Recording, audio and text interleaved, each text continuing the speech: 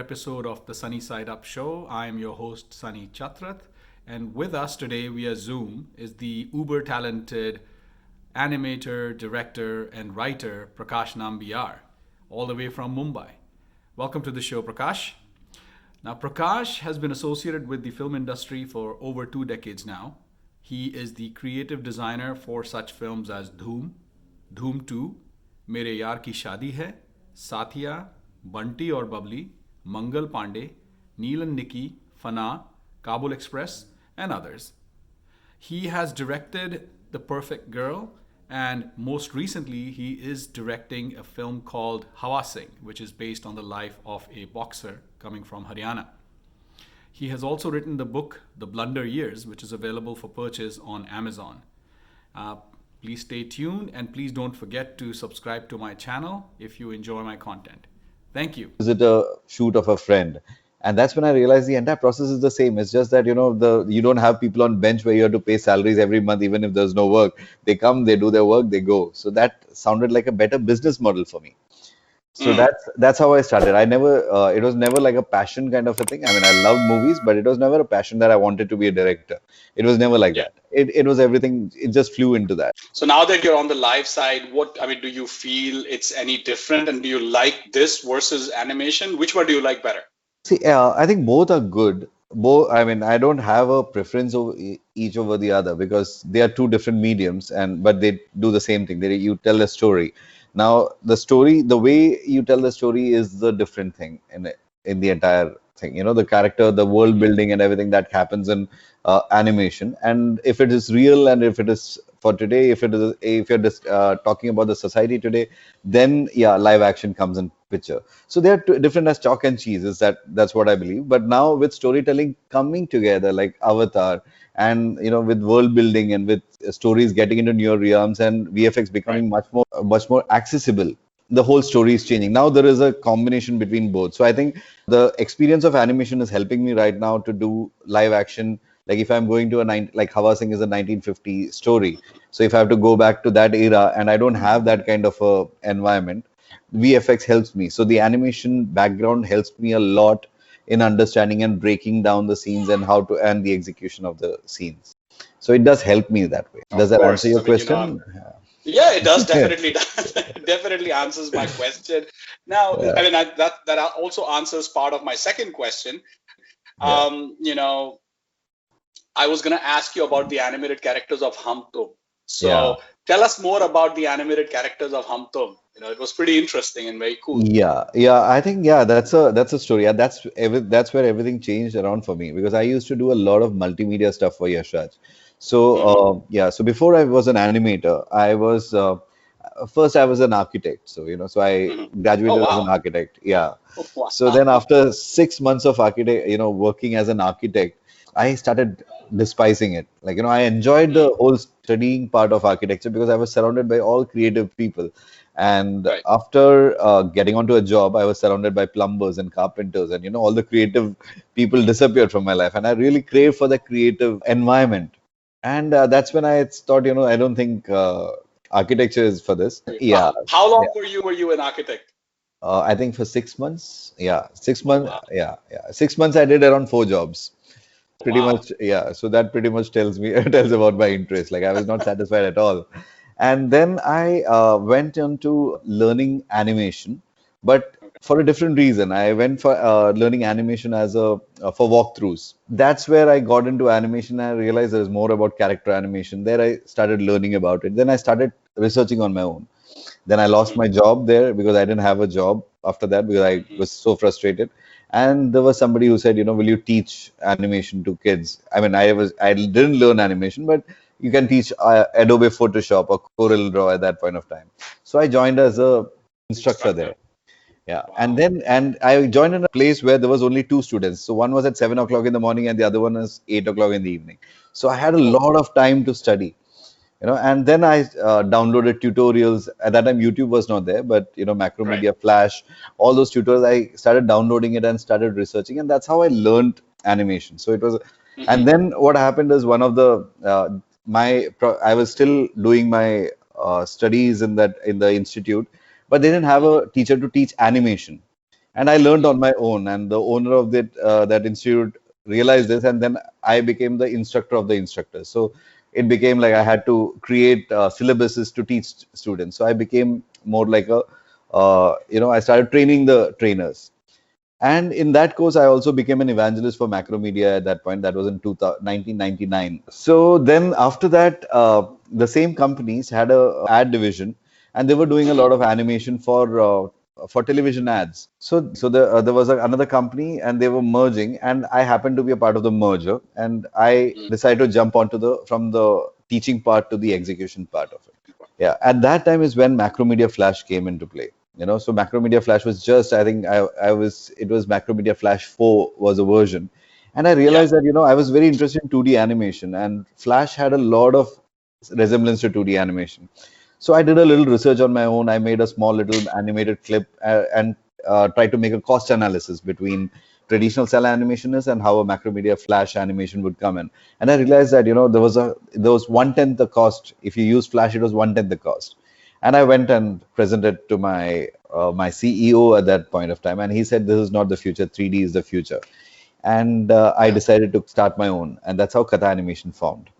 With Katha Animation, what happened is I was just one person sitting in my living room with one computer, and I started trying out. I started writing. I started doing stuff, and at that time I was young. I didn't have any responsibilities, no liabilities, so I started dreaming of a big thing. But yet there was no money coming in for the next 3 months, and I burnt out. I was completely out of money. And one day, a friend of mine called and he said, "I've joined this new company. Would you like to? We wanted to meet you and do some multimedia CDs." So that's how I got into multimedia CDs. So because that was the only way of survival, I had to get the entire thing running. And when I reached the office, I realized it's Yash Raj Films. Yeah, so that's how I got into Yashraj. Then I started doing it with Yaar Ki Shaadi Hai. I started doing multimedia CDs. And during that time, I wrote a film called The Sea Prince, which was which is an animation film. And I did a small little animation with Macromedia Flash and After Effects, whatever resources I had, I did that. One time I happened to show it to Adi. Adi just saw it and he said, "Okay, nice," and he just left it. So that was in 2002 or 2003. I was literally heartbroken. I thought, he might ask me something about it, but he never asked me anything. Then in 2003, mid 2000, no, I think 2003 end, I went, we were doing the DVD animations for Koi Mil Gaya, and I happened to go to Yashraj, and Adi saw me, and we just exchanged pleasantries, and then I went and started doing my work over there. And then suddenly one guy comes up and tells me, Ki, Adi wants to talk to you. It's very big. I didn't realize what was happening. I just got up and turned out Adi was standing there, and I said, "Ki Prakash, there is this whole concept about a boy and a girl. It's like an Archie and Veronica kind of a thing. And I'm not committing anything to you, but do you do 2D animation?" I said, "Yes, I do 2D animation." And he said, "Okay, I'm not committing anything to you. Can you come up with some ideas for it?" So, how much time would you take? I said, "I'll have to research for it. So it's around 1.5 months I would need." He's like, "Okay, 1.5 months after, present me something." I said, "Okay." And he was gone. And it was like a storm that came in, just, wrecked my life and went off. And I was trying to figure out how would I do it, because you need character animation, because getting into animation space was I was on my own at that point. I didn't have a team. Yeah. So after that, what happened is 1 month down the line, I had a friend who was an illustrator. I got him to illustrate a lot of sketches. He went to college. We went to different colleges to look at how they dress, how the boys dress. And at that time, Hum-Tum were, Archie and Veronica. They were like 19-year-old boy and a 16-year-old girl. Yeah. So we did a lot of research on that. And by the end of 1 month, I realized that, boss, I don't think, I can do character design. I don't have a character designer. I don't have an animation team. I could do something on my own for, probably a teaser, but not for a film. And I was about to pick up my phone and call Adi and say, "Ki, I don't think I'll be able to do it." But so I told my friend in Yashraj that, I am planning to do this. He said, "Think over it for a day." I said, "Okay." The next day, I was planning to call up at 2 o'clock. At 12 o'clock, I get a call from a friend. And at that time, UTV Animation was one of the best animation studios. They were doing a lot of work for Disney. So this friend calls me and says, "Prakash, you were doing that Sea Prince thing, right?" And I said, "Yes." He said, "UTV Animation has just closed and all the best animators are out of work. I think it's the right time to pitch it." I said, "Give me the numbers. I want to talk to them." And he gave me the numbers and I spoke to them and they said, "Yeah, and I said, "I'm not talking about any other project. There's a project It's a very confidential one. Will you be interested? He said, yeah, we are interested. So I went and met them. And they did, and over the night, they made some sketches and everything. I compiled it, made it a small little booklet, and went to Adi and presented it.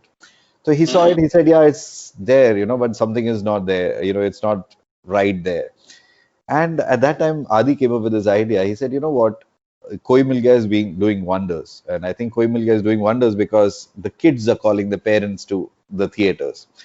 The problem with Archie and Veronica is like when they say nasty things to each other, you take offense. But if the same thing is said by kids, you won't. They won't take offense. It looks cute."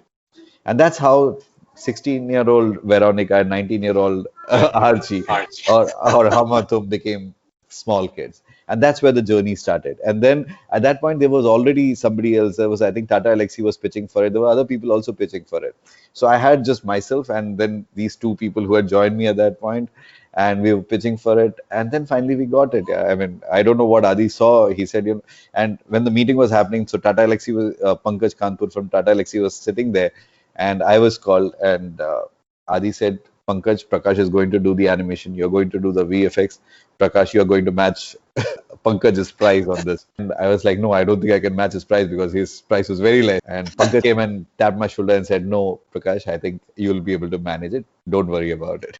And that's how the whole journey with animation actually started with. This is such a lovely story. And I did notice on your IMDb credit that, you have done a lot of films as a creative designer. I was going through the whole list. Yeah. And, tell us about that. How was that different from, Hum-Tum and everything else? Yeah. So that was a time when, Yashraj and all the filmmakers in Bollywood, they would give photographs to the press. Okay, so they would usually give a deck of photographs to a press, and they would print that into a newspaper. So this was, I think, 1999, 2000, around that time, and multimedia series were just coming in at that point. When my friend called them, they actually wanted to compile all these things and put it into a DVD and set. Instead of giving actual prints, they wanted to give it onto a DVD where they can go to their offices, download it, and then publish it onto a print.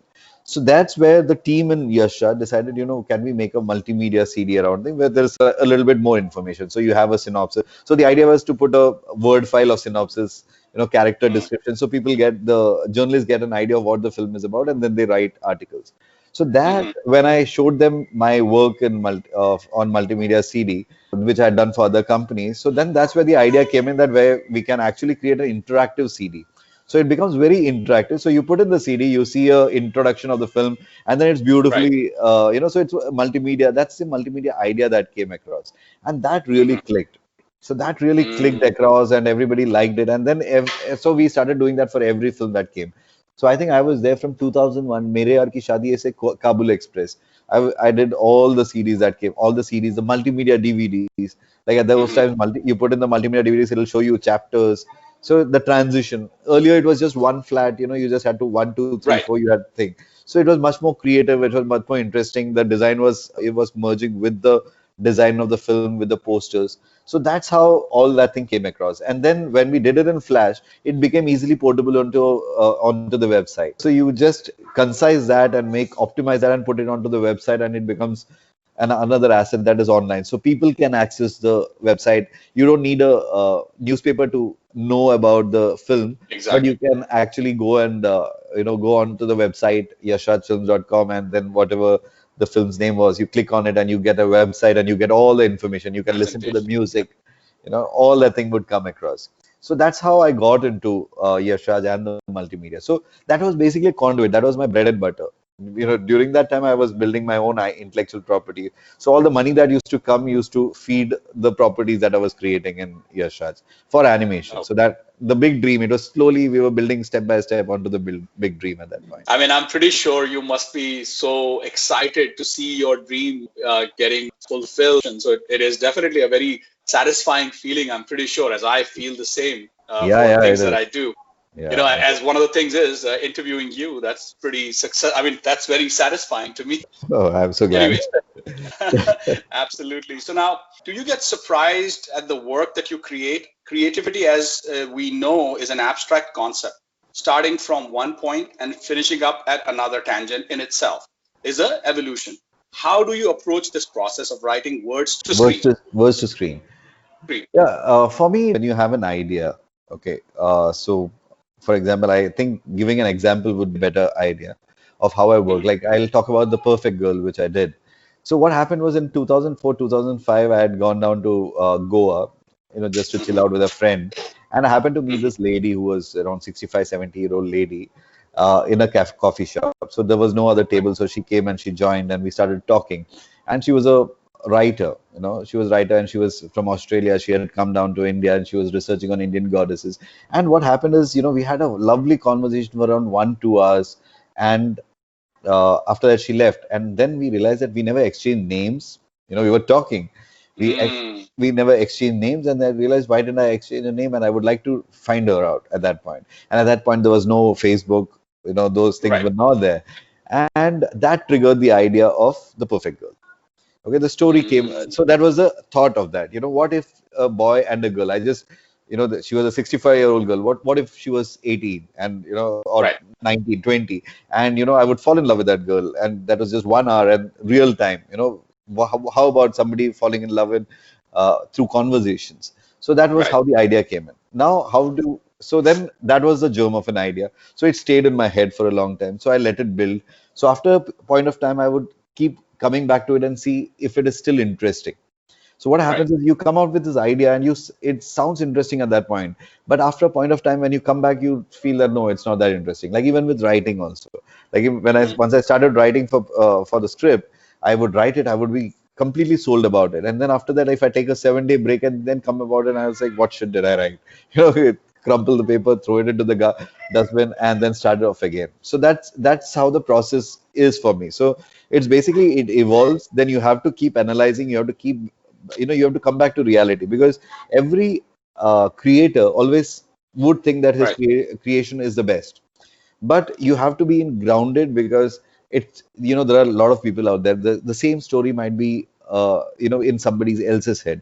The only way it is different from the other person is because of your individuality, and your Right. individuality makes that story the same, a different story, because Yeah. a love story is always the same, right?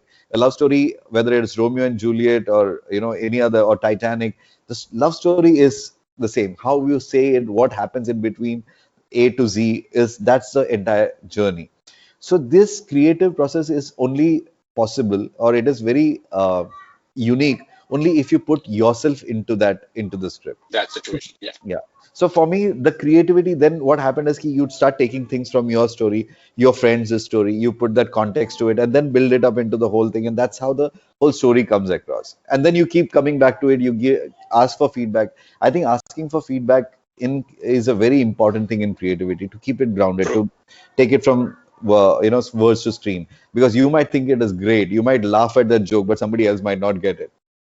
So you need to keep getting feedback. So I usually do that. So I write it, and then there's a very close group of friends who always criticize. They never say good things about my work. I would like to keep people who are saying bad things about your work. So then what happens is you start seeing gaping holes. But Yeah. sometimes, but there is also another flip side to it. What happens is many a times when you ask for an opinion, a lot of Mhm. people, film is such a medium that everybody has an opinion. Like, even if Right. it's if like in India, if you ask the driver, he has an opinion about a film. Yeah. Yeah, everybody has an opinion, and if you start taking opinions from everybody, you will end up nowhere, right? Exactly. Yeah, so you have to figure out that you have to listen to it, accept it, live with it, and then start realizing, why did you start your film? Why did you start this project? Where are you in this project? What do you think? Is this in conflict with the ideology of what you had thought? And then Hmm. only if it adds value, if it comes from your heart that, yeah, maybe this change will make this thing better, only then I would go for it. Otherwise, I would keep it, because everybody has an opinion. You can't please everyone. So that was the first thing. The first thing is the writing. Hmm. Then it is all about, how, then it's a lot of hard work. Writing is just 1% or 5% of the filmmaking part. Then the next 20% is the filmmaking part, right? So where Hmm. you start Hmm. getting a producer. If you don't have a producer, you gather a lot of friends. You put out auditions. You try to make deal with actors, saying that I can't pay you a dime, but I'll give you food and it'll be a great experience. Sell that whole thing then it's a marketing job to sell the Yeah. film, to get the film made. So Correct. yeah, so once that happens, then the actual technical process starts. So then the making of the film. So when Hmm. you complete the film, when you finish the film, it's only, I believe it's only after my experience with the first film, I realize it's just 25 to 30% of the film. The next Mm. 70% is about marketing and getting that film out there for people to see and to get the right eyeballs, to get it out there. So that's the biggest journey. That's the toughest journey of the year. 25-30% is, from script to screen. But to get your film the right screens, that is another story itself. Yeah. I agree with you. I mean, I've actually seen many filmmakers go through that, and whichever filmmaker that I've spoken with up until now, that's exactly the same experience that they've shared. I mean, Yeah. I'm a executive producer myself, Yeah. and we do discuss films, and I think that's exactly where the buck stops there when it Yeah. comes to the last part of it, marketing and Yeah. putting all that together. So I Right. totally agree with you. Yeah, I mean, and what you said about opinions, how seriously do you take opinions? So when somebody gives you criticism or critiques your work, how seriously do you take that? I listen to them seriously, but I don't take them seriously. So I listen to them. I really listen to them, and then I look into it whether what happens If is, it's a value. yeah, because suppose if you're shooting a film or shooting a Hmm. scene, and these actors, they are, when you have brilliant actors, they come up with their own lines and they start improvising and they start making it better. But the thing is, as a director, you have to figure out whether it fits in the, because then what happens is the scene might go out of context. So Correct. for as a director, I have to figure out whether this is still in context. So Hmm. and that's a thin line. When you have great actors, when you have established actors, it's even more difficult to hold them back. And then Correct. when so every scene by scene they start changing it, and then you realize this is not the character that you're written for.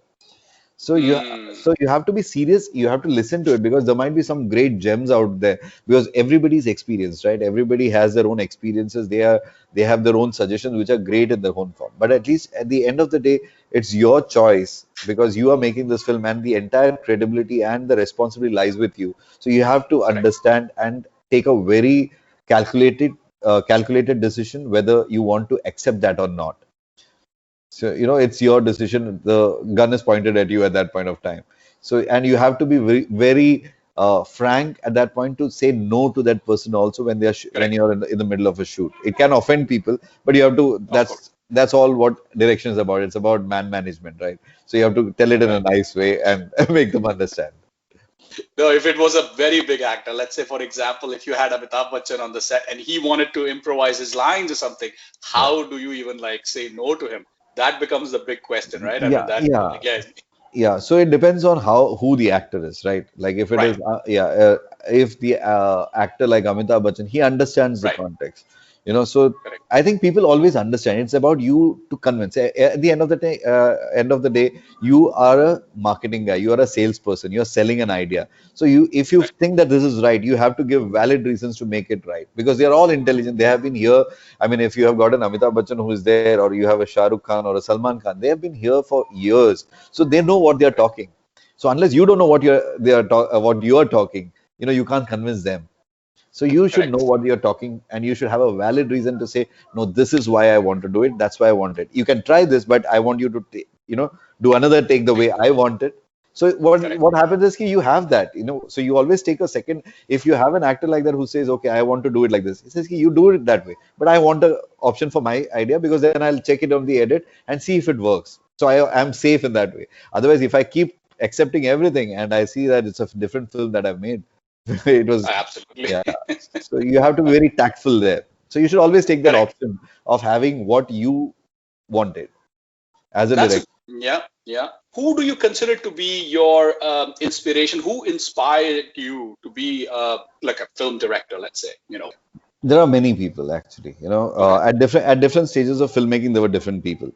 So when I got into animation, it was Walt Disney, because Hmm. I read about him, and Hmm. when I read about him, I realized how he from a small little character, how he built the entire thing, the passion and all those things. So that triggered me into the animation space at that point. But to come into as a filmmaker or a film director, I think I have a very vivid memory of the first time I really wanted to be a filmmaker, but then it fizzled out. That was when I was in my third year of architecture, and Roja had released. Roja had released. It was Ah, dubbed in yes. Hindi, and I was in Satyam Cinema, and I remember I gone in late, and I entered that place, and there was this ambush scene that was happening, and you saw this, the soldiers being thrown up in the air and going Correct. down and everything, and that whole experience was so gripping. I really wanted to be a director at that point of time. That was, I think, the first time I really felt like being a director. But after that, it fizzled out. After that, I was back to architecture, and obviously, in our families in India, if you tell your Right. parents that you want to get into Bollywood, they will just kick in your behind and throw you out of the house. So you get all that drama that is supposed to be inside a film, outside the film. So it happens in your home at that point. So I couldn't really go into that angle, and I didn't have any connects in the film industry at that point. So it was a distant dream. And then after that, when I came into animation, it was Hayao Miyazaki with a kind of film, because I started researching on different kind of animation, and Miyazaki really blew my mind in terms of the storytelling and everything. Then Mani Ratnam, yes, because of the way he used to, because of Roja probably, because when I got back into live action and shooting and everything, then I went back to Mani sir's work. I used to look at how he has shot, and I would download a lot of his videos at that point. Then then came Mr. Aditya Chopra. Mhm. uh, that was for a reason, because what happened is I was editing at one point. I was also editing a lot of films. So they had, Mhm. when the Amazon and everything, the deals came in, there was a project that came, which got shelved later, was to edit films which are around 3 hours to around half an hour, 40-minute films and 1 hour films. Mhm. Okay, so there were two different slots. So there's a Dilwale Dulhania Le Jayenge, which is of 3 hours. I was supposed to edit it to 1 hour and 40 minutes. And I Wow. started editing it. And that's when I realized what Mr. Aditya Chopra does. And then I did with the latest film that he did with Shahrukh, which is Rab Ne Bana Di Jodi. And I Jody. realized how he takes the shots. It's like, if you now start looking at the way he shoots, you'll have a wide shot, the camera will move, and without a cut, it'll go to a mid shot, to a close up, and then it'll come to a mid shot, and till the whole scene is a one single take shot. So when Mhm. I started editing, it was so difficult to cut those films into 30 to 40 minutes. Every other film I could cut, like Chak De, I made a 40-minute film out of it. Every other film I was cutting into 40 minutes. But this guy's film, I couldn't cut beyond 1 hour, 7 minutes, because everything was so tight, and every scene was required. So Yeah. that's where I really started analyzing his films and started studying his films. And I fell in love with one take shots most of the time. So Aditya Chopra was Of one course. influence. Then the other one was obviously, Christopher Nolan in some terms, where Yeah. because he makes nerdy films look cool, man. it's it's Yeah. like, if you're in a group and you go to see Inception, even if you don't understand, you'll try to say that you understood something out of Oh, it. that was a Just mind simple. bender, man. That movie was a mind bender. Yeah, but the conversations after that, when you just listen to people around when they're coming out of it, you have to try to listen to people what they're talking about, what they understood, and it's a different ball game altogether. So I really like the way he looks into films, where the way he takes, again, he's also a single take shots, where all the action shots are, long takes, which keeps you immersed into the film. So I really like the way he takes the film also. It's so intrigued, and the way he treats the camera. Then then the I've George Lucas, Steven Yeah. Spielberg. I mean, Yeah. the Martin Scorsese. Oh man, I love Martin Scorsese films, and Aaron Sorkin's, again. Lovely, Masters. yeah, masters. So I've been learning from all these people, and what I did as a from 2001 to 2010, when I Mhm. used to buy a lot of DVDs and the books of the making, the art of making these Mm. films. So I used to take that, and mostly all the films which used to have a director's commentary over it. Right. So, like even with The Beautiful Mind, I have a DVD which has got the director's commentary over it. So you can Correct. learn what they say, what did they think about it? How did they think about it? Why did the camera move from this point? What happened at that point? How did they cheat it? So so I've learned from the masters. I've never assisted anybody. So this is the only way that Mm. I learned. And that's why I don't have one master. I have learned from all the masters Several. probably. Yeah. So, and Awesome. it's good Awesome. because yeah, you get a lot of different perspectives, and and I also see every director has a style of its own. Probably mine will be a mix Yeah. of all this thing, and that'll be a unique style. Probably, I don't know. No, I'm looking forward to it because I've been following Hawa Singh, and I would like to see the so that's what I was going to ask you about. Tell us about your journey with Hawa Singh, and how do you see it progressing, and what is happening right now with COVID and everything? Is everything on hold, or is it progressing, or what? Yeah, I hope so. Yeah, Hawa Singh, like everything is. Hawa Singh came to me like it was a friend who was working on Hawa Singh since the last 4 years. Okay, so Uh-huh. I was working on another film called Rocketry with Madhavan R Madhavan as Hmm. a creative Hmm. producer, and this friend was struggling for a long time to get the right director and the right actor and everything together. So what happened was he to sell the idea of a boxer from India which nobody knows, and Hmm. because of whom Haryana is a boxing hub of India, which has got Correct. international boxers, and it is because of Hawa Singh, and nobody knew about it. And to sell that Right. story was so difficult. So a friend of Hmm. mine called Sam Fernandez, he was struggling with it at that point of time to Hmm. sell the film and Hmm. develop the project. So he just asked me, ki, I have just one day. I've got Sooraj as the actor. Could you could you make a teaser for me so that it'll help me in raising the funds. So that's how it Hmm. started. So I was in the middle of the shoot of Rocketry. So there was a spare Sunday that we took. We took that one day off. Before that, we met a little while, worked on the lines and everything, and then we went and shot it on green screen. And then we edited it, and it got completed. And then after that, I went to Serbia to shoot the rest of the film Rocketry. And Hmm. I edited it and completed and gave it to Sam. When Sam saw it, he says, "Now you put your name there as a director of that film." I said, "No, Sam, Arey wah. Sam, I said, this film is too, you've been struggling hard for this film. So you've been struggling for 4 years. Keep it that way.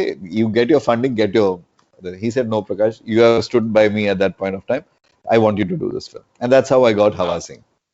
Right. And right. then it was a journey. I mean, we started working on the project, the storyline, the storyboard, everything. We started working. We went to Haryana, met those people.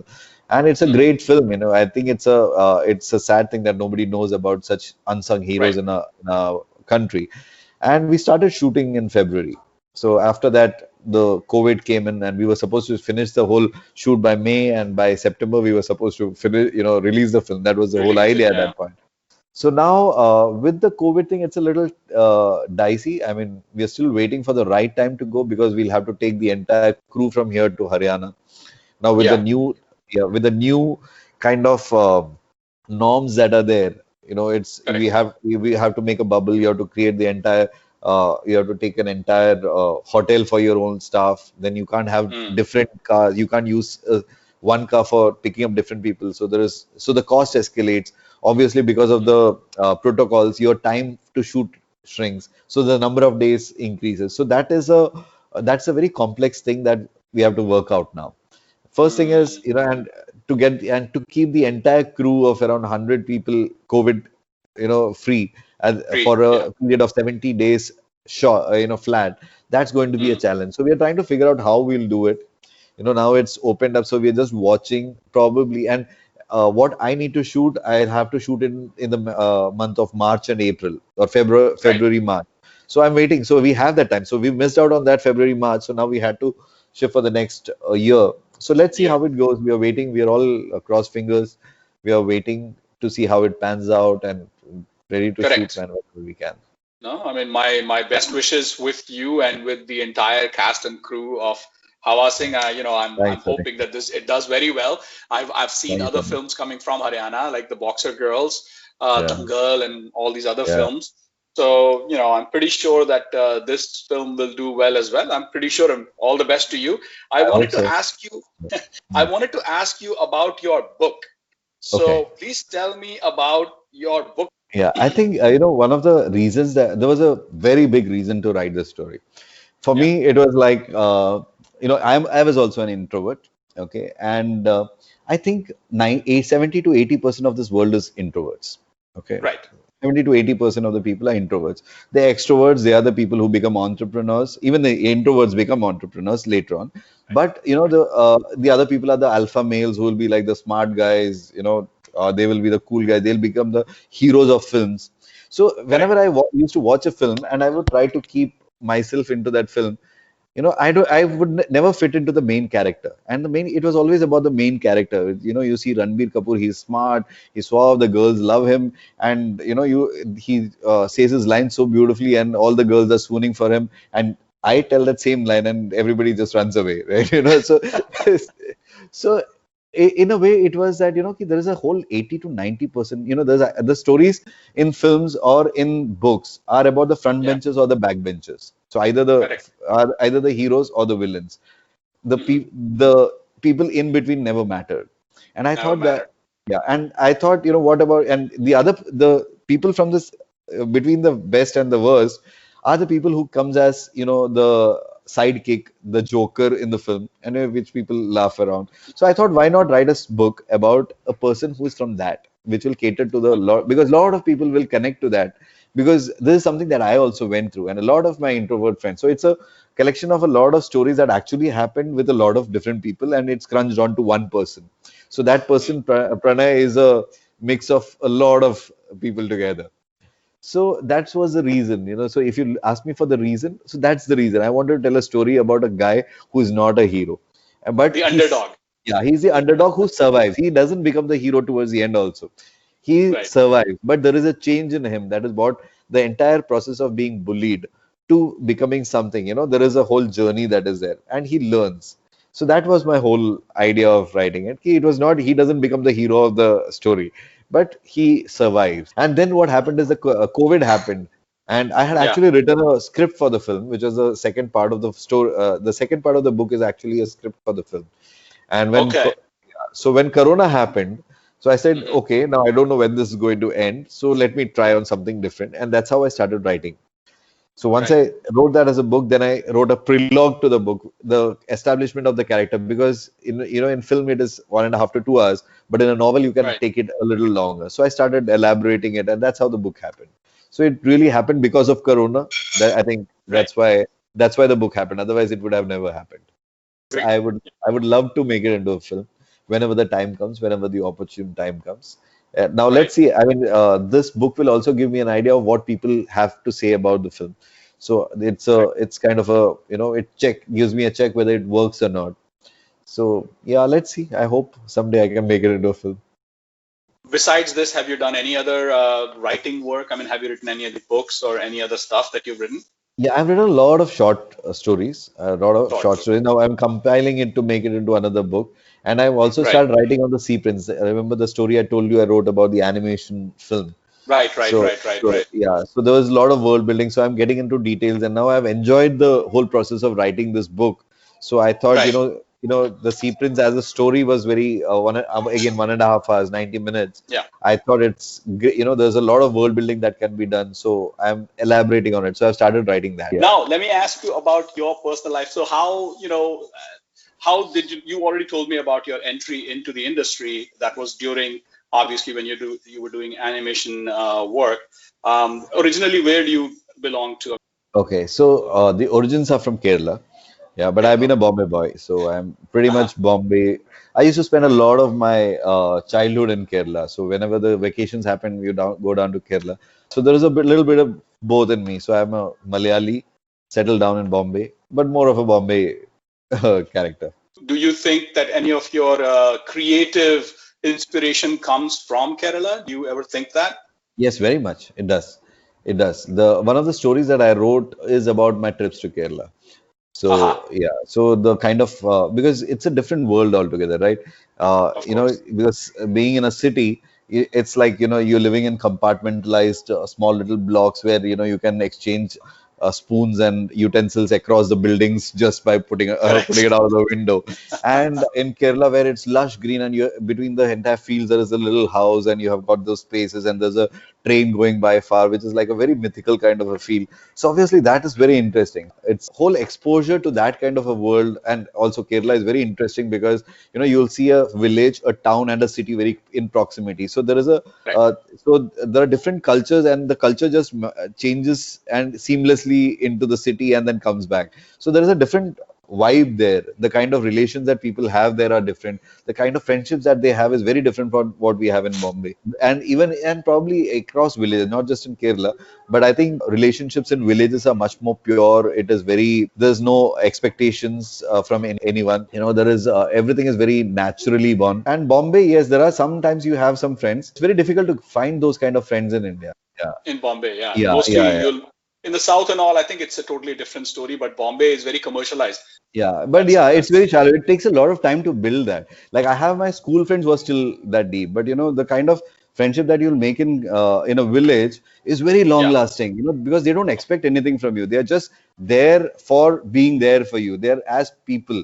You know, it is here. If it is probably if I'm in a now I'm in a film industry. You know, if there's they might need something. You know, they want to be around Correct. someone. All those things happen. But there it is quite pure. The relationship is quite pure, is what I feel. Have you ever considered making a film in Malayali language? Oh, I would love to. I would love Yeah. to. I don't know when I can make it, but yes, I love to. Well, Definitely. maybe through this interview, the word gets out, and who knows? You get Yeah. offered. Yeah, yeah, no, I do have stories that are there to be done in Malayalam, but yeah, but the thing is, it's see again when you're shifting from Bombay to Kerala, you know, that's a different ecosystem. Uh, the whole industry is a little different from what it is, you know. So there are already Yeah. people who want to make a film there. So the challenges are different, the budgets are Right. different, the Correct. approach is different. Like you know, in Bombay, if you're making a film, minimum number of days are like Yeah. 35 to 120. In Yeah. Kerala, if you're making it is minimum 25 to 45. You know, you don't get more than Correct. 45 days. The kind of budgets are like you make a film there in 2 crores.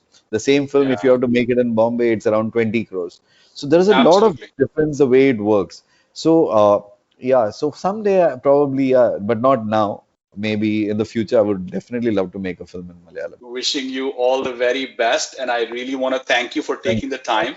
Thank you, Sunny. I mean, it's been a pleasure talking to you. I mean, I don't know why you chose me for your interview, but yeah, it's been a pleasure talking. You are a diamond in the raw, and I can totally see you doing something big. And when that happens, I want to be the guy who has the interview. No, Rohit, he's a gem. I mean, you should be interviewing him. I don't know why you have not He's interviewed very him. shy. Rohit's friend is my friend. That's what I tell everybody who connects with me through. Absolutely. Yeah. Thank you so much, and have a Thank you. good night. Thank All you. right. Good night. Good night. Good day.